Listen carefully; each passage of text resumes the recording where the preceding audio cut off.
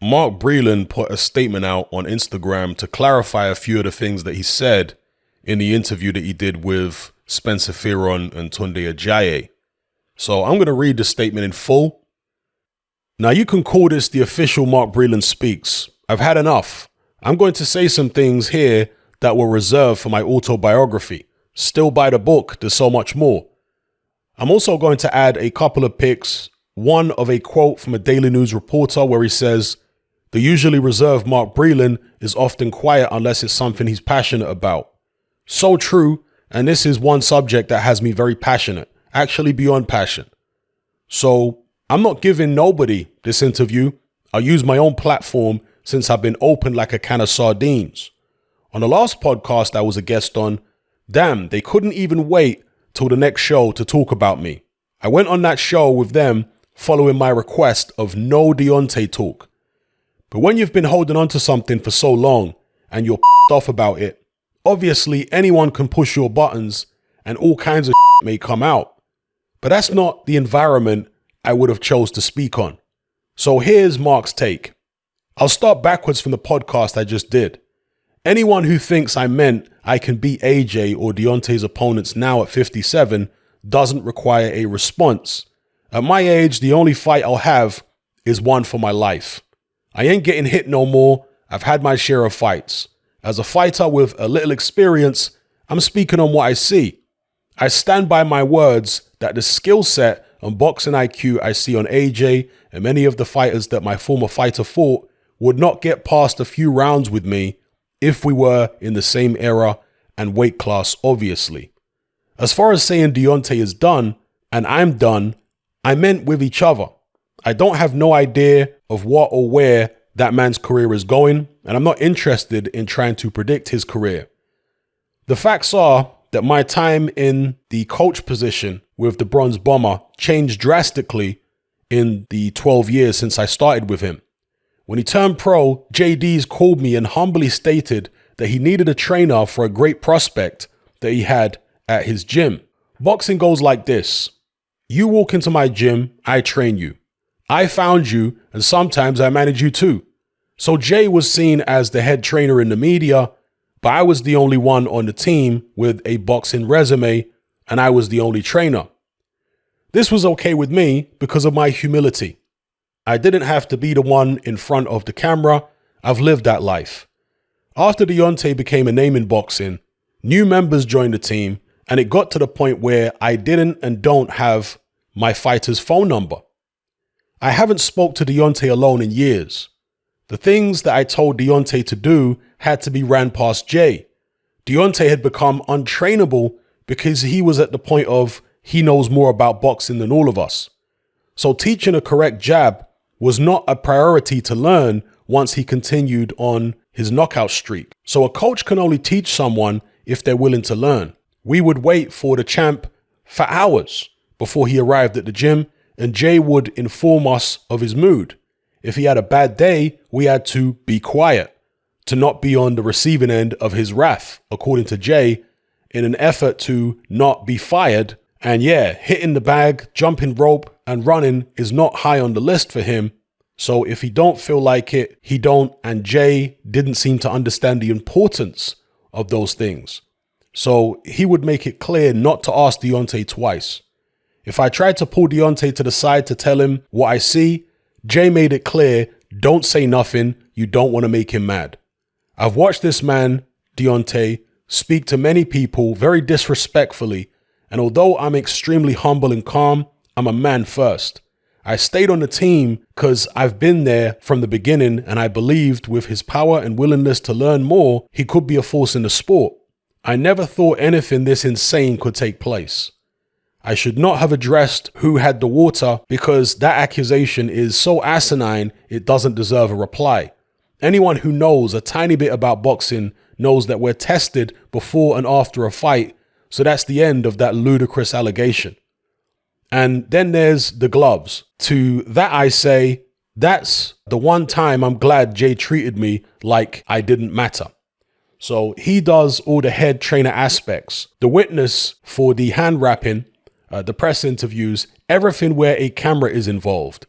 Except wrap hands I'm the one for that. I'm not sure if he knows. In all those years, I can't recall seeing him do it. The last quote of mine I'll stand by is, "The rubbish was on the canvas." I don't do much talking in the ring, but with Lloyd Hunnigan, I did a Muhammad Ali talking as I beat him up. You just can't be so disrespectful to someone in public or private and not expect to get your ass beat. Now, this chapter of my life/book has come to an end, and I won't be speaking about it anymore. To the ones who know me, I don't need to say anything, and to the ones who don't, I'm not trying to defend such ridiculous, outlandish allegations. Lastly, at that fight, just as many others, we had no cut man because Deontay won't need it. So I'm not a doctor, but I know blood coming out of your ears and dazed eyes could be a brain issue, and power comes from your legs, and his legs were gone. So I made a decision to stop the fight, and I'd do it all again. I have a son Deontay's age, and I'm not looking to see him go out on his shield. Okay, so that's the statement. Let's start from the beginning. He clearly isn't happy about the fact that Spencer Fearon and Tunde Ajayi on their podcast got him to talk about the Deontay Wilder situation when prior to the interview, he specifically told them no Deontay talk.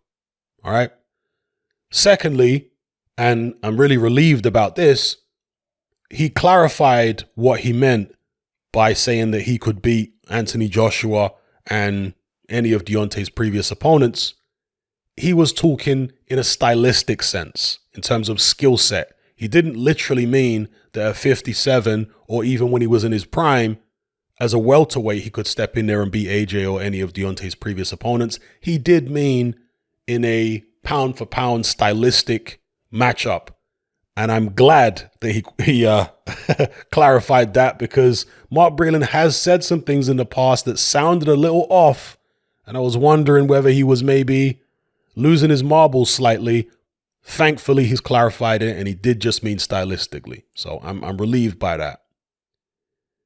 Now, as for whether there's any validity to that, whether he, pound for pound could have beaten an Anthony Joshua or any of Deontay's previous opponents, it's a very abstract concept. This is why I don't really get into pound for pound that much, because it's so abstract, particularly when you're dealing with heavyweights, because in the heavyweight division, the weight disparity between different fighters, the reach disparity is so huge. How do you scale up a welterweight to heavyweight and know what weight he would be exactly? Would he be 210? Would he be 215? Would he be 250?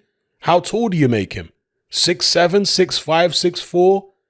Just take Deontay Wilder against Tyson Fury, for example. How much weight was Deontay giving away in the Tyson Fury rematch? Was it something like 30 or 40 pounds? You don't give away 30 or 40 pounds in weight when you're fighting at 147 pounds welterweight. You know what I mean? So how do you scale that up? How do we know how Mark Breland as a heavyweight would do when he's giving away 30 or 40 pounds to somebody? You see it? There's just so many variables when you're trying to scale up a welterweight and imagine them fighting a heavyweight. Do you understand? This is why I really don't like getting into pound for pound. On top of that, I do not believe that boxing attributes scale up in a linear fashion, all the different boxing attributes, when you are trying to imagine a welterweight as a heavyweight. So for example, if you take a welterweight and scale him up to heavyweight, let's say you make him 6'5", does his punching power scale up the exact same amount as his punch resistance? Because I would say no. I would say that the punch resistance, when you increase the size of a fighter, doesn't scale up as much as the punching power does. And this is one of the reasons, not the only reason, one of the reasons why heavyweights at the top level get knocked out a lot more than welterweights at the top level. Because the punch resistance pound for pound is not as good at heavyweight generally as it is at welterweight. That's one of the reasons. Also because the heavyweights are slower, they get caught more cleanly, they're not as skillful generally as welterweights and so on. But I do believe that the punch resistance does not scale up. So just to clarify what I mean by that, let's say that on average, a heavyweight hits, 5 5 times harder than a welterweight. I'm not saying that's the case. I'm just using some arbitrary numbers here. Let's say a heavyweight hits 5 times as hard as a welterweight on average. Is his chin 5 times as good as a welterweight's chin? I would say no. I would say the chin of a heavyweight might be only 3 times as good as a welterweight. You see what I'm saying? I don't think all the different attributes scale up in a linear fashion. For that reason, it's very difficult to know. Obviously you scale a welterweight up, he's going to be slower, but how much slower is he going to be a heavyweight if he was a 6'5" heavyweight as opposed to a 6'1", 6'2" welterweight? You see it? It's a very abstract thing, very abstract concept, which I don't really like getting into. So, you guys can discuss that. Do you think that Mark Breland would be able to beat an AJ if you scaled him up to heavyweight? You guys can have at it with that. Now, as far as some of the other things that Mark Breland said here, he basically goes on to talk about how he was the real trainer, at least initially, but JD's was the guy in front of the camera because Mark Breland is a quiet person.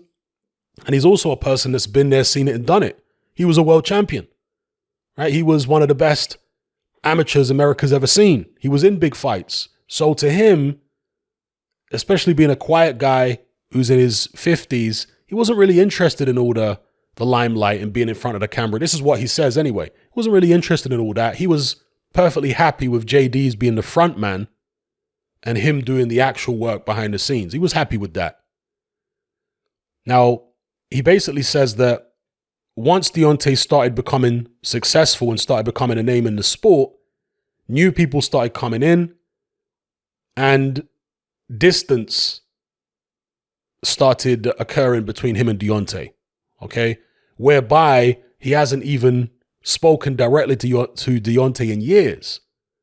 And JD's would kind of tell Mark Breland, you can't speak to Deontay's the champ. He's the guy making all the money. He's the guy paying us. We don't want to get fired.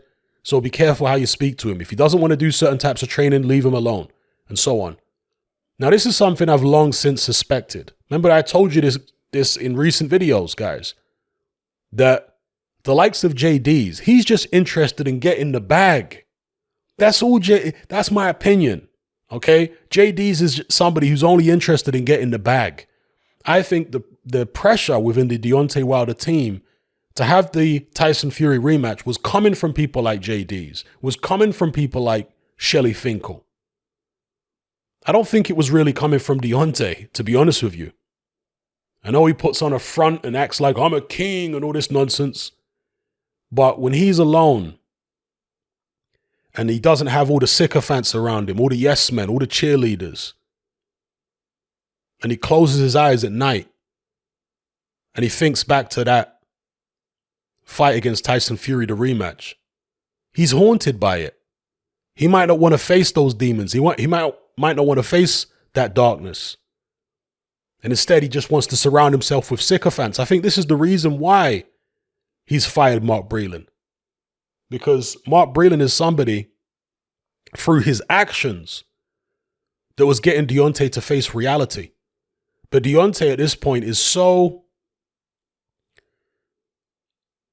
he's so delusional and he's so afraid of facing reality that anybody who tries to show him reality, he shoves them out of the way. He doesn't want them around him.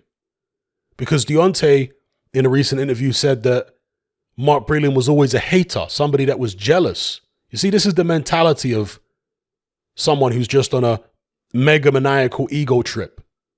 When somebody actually gives them some home truths, somebody that wants to help them gives them home truths, they take it as this person's jealous, this person's hating. It's a very, very shallow, superficial level of consciousness that Deontay Wilder has. His perception of relationships and stuff like that comes down to, oh, he's just jealous. Oh, he doesn't have as much money as me. He doesn't have the fame as me. He's not getting all the girls. Oh, he's an old man. Do you understand? This is where his mentality is at. You look at Mark Breland. Mark Breland is a quiet guy. Does he look like somebody that wants the limelight to you? But again, Deontay can't see this stuff. Because, again, he's living in this very superficial, materialistic, shallow world. And he thinks that the superficial things that matter to him matter to everybody else just as much. But no, Deontay, there are some of us who are much deeper than you, who are not so enamored by the shallow and superficial things in life. So, that's what that is. Mark Breland basically saying that Deontay became a megalomaniac. Now, as I said in the previous video, when it comes to training, there is no one-size-fits-all training method for all fighters. Just because some fighters jump rope, just because some fighters hit the pads or hit the bag, it doesn't mean every fighter should. You have to find out what works for a specific fighter. But the fact that there was so much distance, according to Mark Breland, between Breland and Wilder, that to me seems to be more than just Breland didn't know how to train him. That to me seems like, at least the way Breland's making it out, it seems like Breland was trying to bring Deontay back down to reality and tell him some home truths, but Deontay was so gassed by his own success, by all the idiots in the PBC cult of delusion who are gassing his head up all the time, right? So gassed up by his own knockout record and all this nonsense that the likes of, what's his name, Shelly Finkel, etc., were talking about, saying, oh, Deontay's the greatest puncher of all time and this, that, and the other, and he's going to destroy Anthony Joshua and there's nobody, everyone's scared of him. They're just filling his head up with nonsense. He became totally delusional.